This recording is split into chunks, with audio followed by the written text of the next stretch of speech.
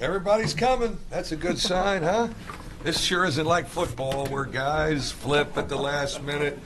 Who said college basketball has all these problems? Our guys commit and they sign. Certainly we're thrilled about this group. Great fits for how we play. We certainly needed to fill some holes with what we're graduating. And to fill it with these four guys, I'm thoroughly pleased. Was it as easy as you made it look? No. No, there was a lot of work, I really take my hat off to the staff.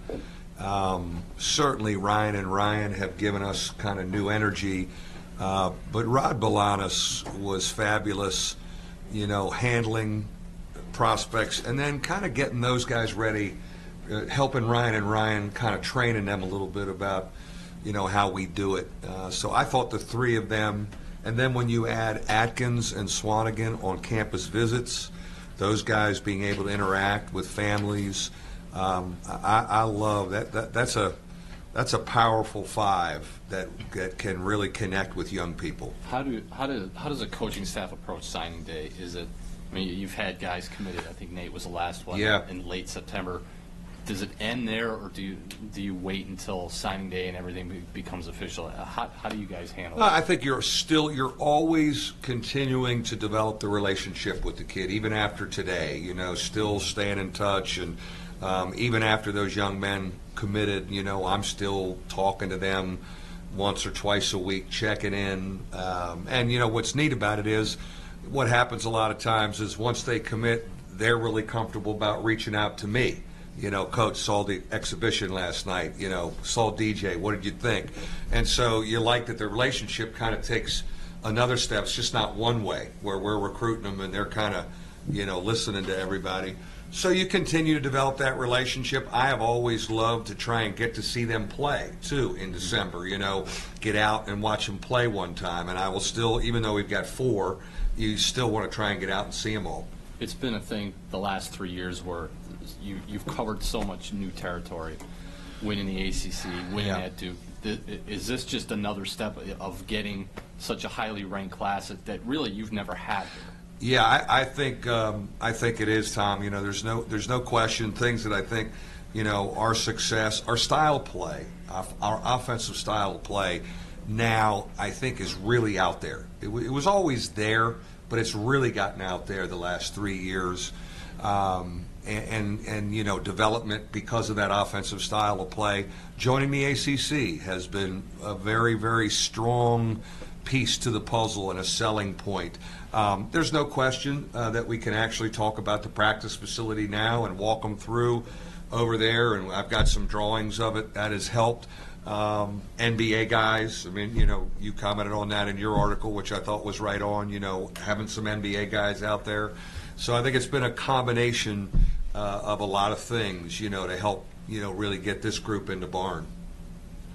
Mike, how is today kind of indicative of just the direction your program has moved in the last several years? Yeah, I think it is. I think it's another step of kind of how we're looked at. It's funny, when I was at Media Day, a lot of people said, well, God, you guys, and they're only talking about the last 3-year window, which I said, we weren't chopped liver in the Big East. We're pretty darn good in the Big East now.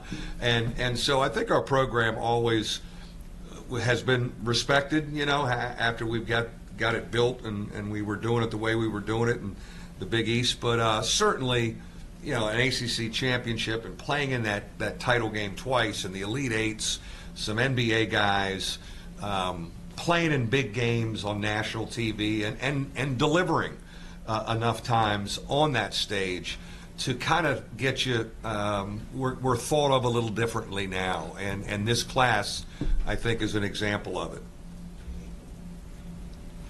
You said that in the release that it might be the best group that you put together in your 18 years. Just why do you think that's well, Ryan Ayers is really arguing that. He feels his group is right there. That's up for debate. It's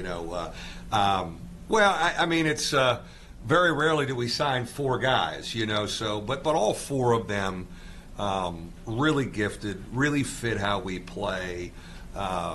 I know there's rankings and ratings of each individual kid, and that's all great.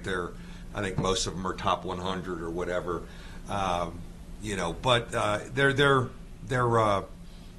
there's some winning in them too. Like they've played against great competition. We've got 2 coaches' sons. I think that's an endorsement of your program.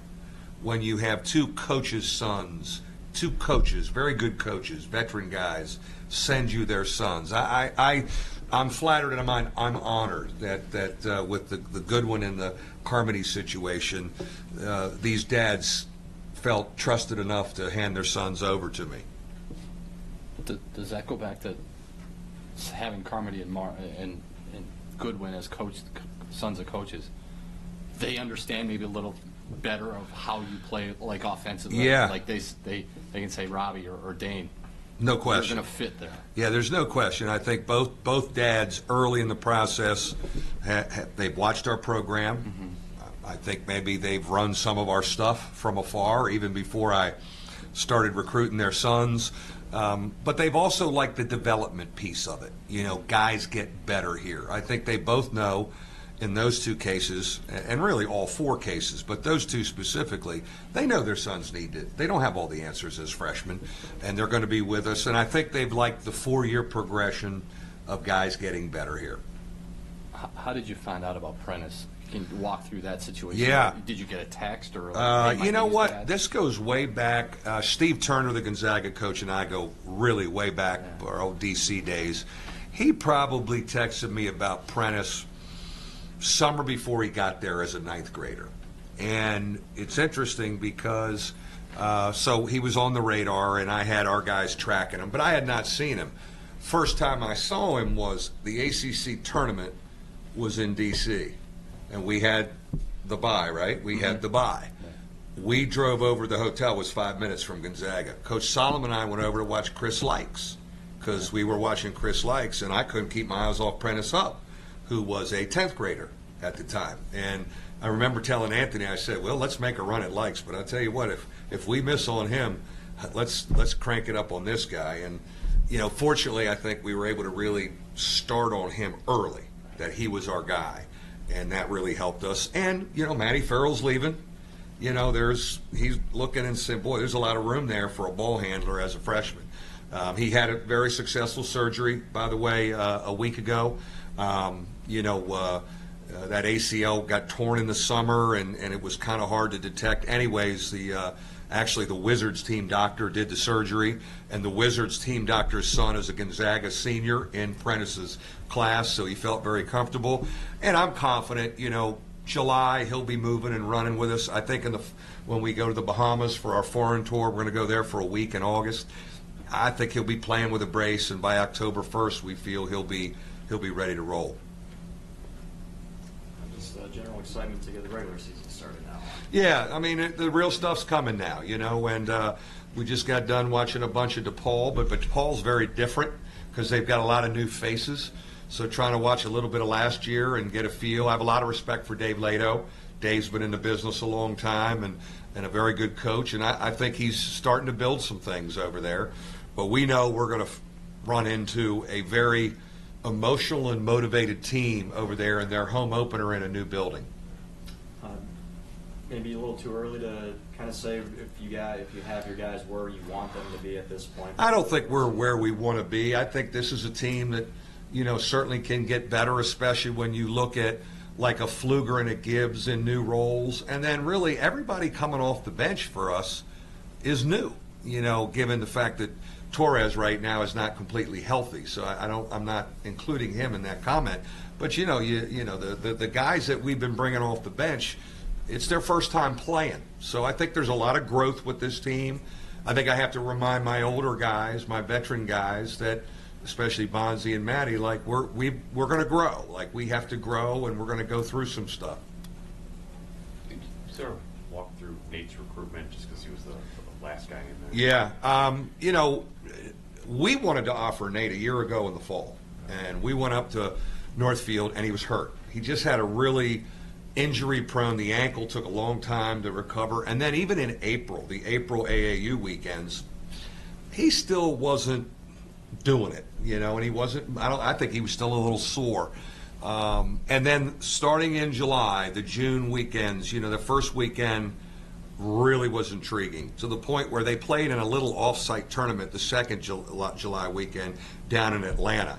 And there weren't a whole lot of coaches there. I went down because I really wanted to see him, watch them play 2 games, and I told our staff, we're offering him. And I'm glad we got the offer in before the last weekend because he was off the charts in Vegas. And, we were already in the game. Now, the great thing about Nate's recruiting, they reached to us a bunch when he was younger because they knew, hey, style of play. The kid's a great student. He'd be a great fit. They had been on our campus twice unofficially. So you always felt, hey, there's an interest here. This kid's watched us. This family gets us. So we felt once we offered and got in there 100 miles an hour, we'd have a great shot. You talk about where the program is in recruiting.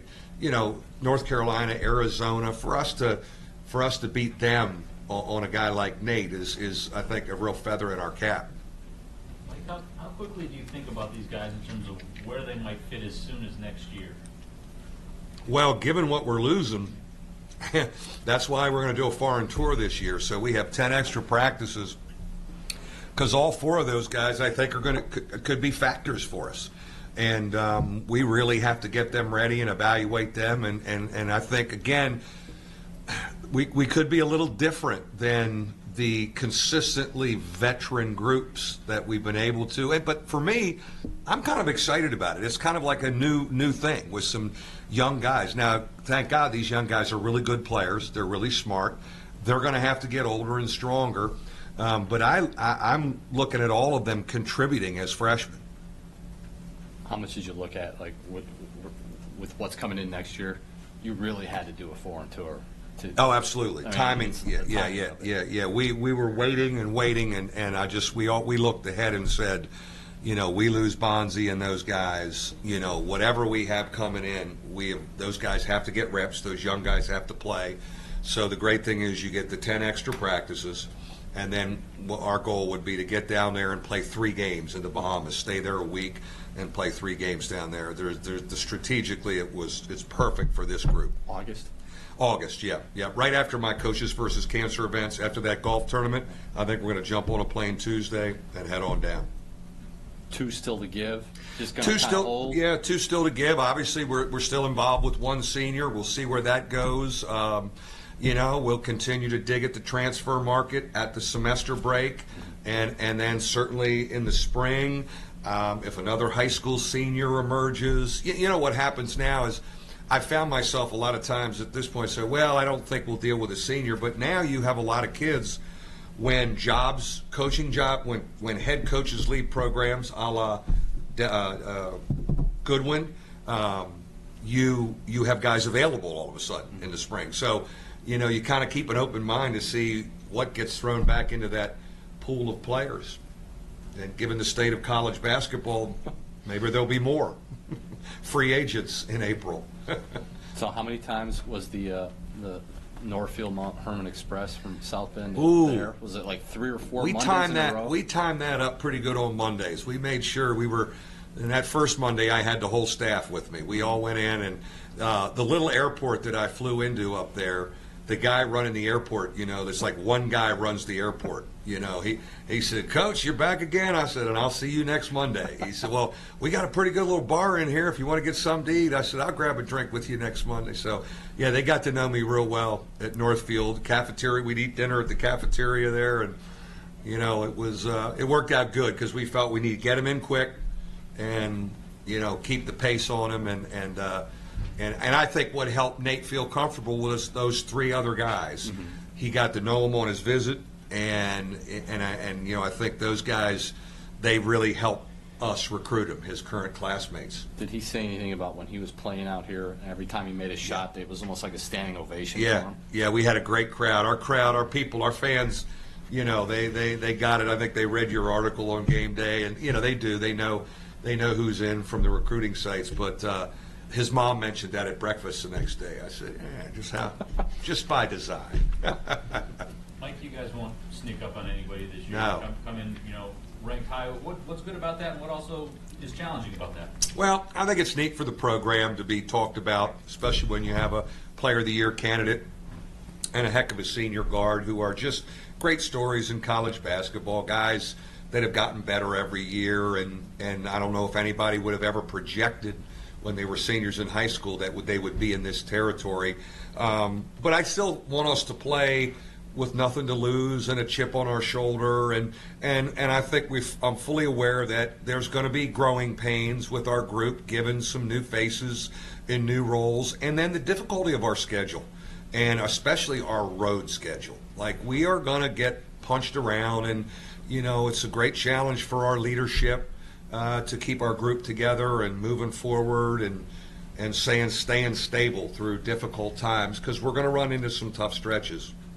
How quickly did the page turn to say, all right, we got these guys, now let's piggyback that? It's funny. Class. I woke up this morning and I'm thinking about DePaul, and I really forgot this was signing day. Like, I knew Monday and the letters, I knew everything, but I woke up and my mind was on DePaul, and they've got two new faces who can shoot the ball, and I get in here and I was grabbing something and I got a text from Rod. Rod said, "We got all the letters." I go, "Oh yeah, great." Great. I mean, my mind is, we're moving on, and I'm glad we got the letters. Are you far enough along with the next class, though? Like, the groundwork's already been laid for we've done a lot. When you have guys committed so early like we have, I think the staff has done a great job identifying that next class. We've had a number of them unofficially visit. It's up to me now to get out in December and then to use those off days where I can get out to see a junior. But it all depends on how does this class wrap up. Wow, what if you took a transfer at the semester? All of a sudden that next class, how many guys do you have? It's hard to kind of get a feel for that right now. But we needed to have numbers and talented numbers, and I'm really pleased with what we did, and it's funny I was just thinking, what my calendar's like. Once the Final Four ends, I'm in total recruiting mode till the first day of practice. Mm-hmm. I mean, we have our practices in the summer, and I'm plugged in, but I'm not 100% plugged in, because I am thinking about, strategy and who wants him, and if we don't get him, and who's plan B, and even through the fall, we have some workouts, but you're so into recruiting mode. And like the day before our first practice is when I actually sit down with the staff, because they'll make comments, say, should we talk about practice? Like, nope, I'm not ready. I can't talk about it. I can't. We'll deal with that the day before. So, it's, and then what happens is I shift into practice mode, and I'm not too into recruiting, in October and November. And thankfully, my staff says, hey, well, so-and-so's coming. Like, yeah, bring them by.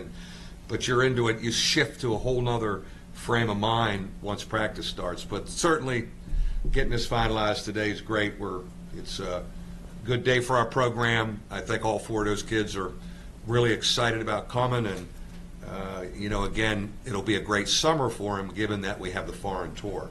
Did you ever get close to Plan B, recruiting-wise, with some other guys? Yeah. We didn't have to talk much about Plan B. Yeah. We were grinding Plan A hard, and we were getting good signs that Plan A was going to work. So there wasn't a whole lot of Plan B talk. I'll tell you what, for me there wasn't. We just wanted to stay on the A-list guys. And, a lot of times that doesn't happen when you kind of do 4 for 4 with it. So I'm grateful and thankful, and I'll go light a candle. Don't get me, or another candle. Thanks, Mike. See you guys Saturday. Thanks.